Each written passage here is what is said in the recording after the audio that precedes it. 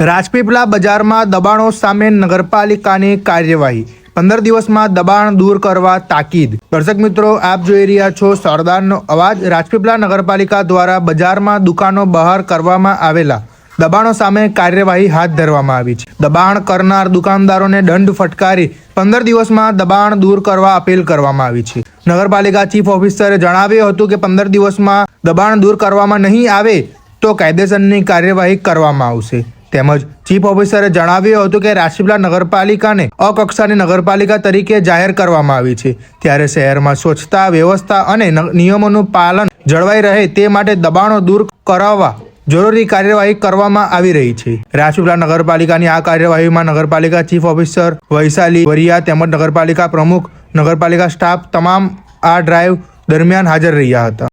તમામ રાજપીપળાની જનતાને મારું એક જાહેર અનુવેદન છે કે આપણી જે નગરપાલિકા છે અને અકક્ષાની નગરપાલિકા જાહેર કરવામાં આવી છે, અને બીજું કે નર્મદા નો જિલ્લો જે છે એમનું મેઇન હેડક્વાર્ટર છે રાજપીપળા।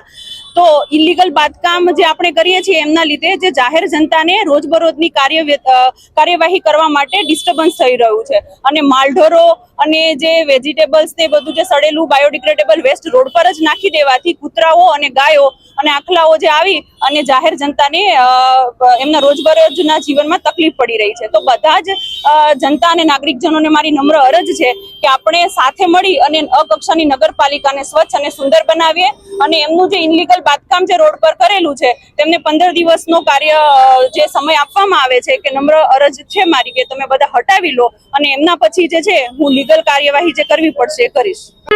નગરપાલિકા કે કોઈ પણ અમારા જે નગરપાલિકાના કર્મચારીઓ છે જાહેર ધંધો કરવા માટેના નથી કરતા, પરંતુ સ્વચ્છતાની જવાબદારી માત્ર નગરપાલિકાની ન હોય, સમગ્ર નાગરિકજનોની છે। આપણે સૌ સાથે મળીને જ રાજપીપળા નગરપાલિકાને સ્વચ્છ અને સુંદર બનાવી શકશું।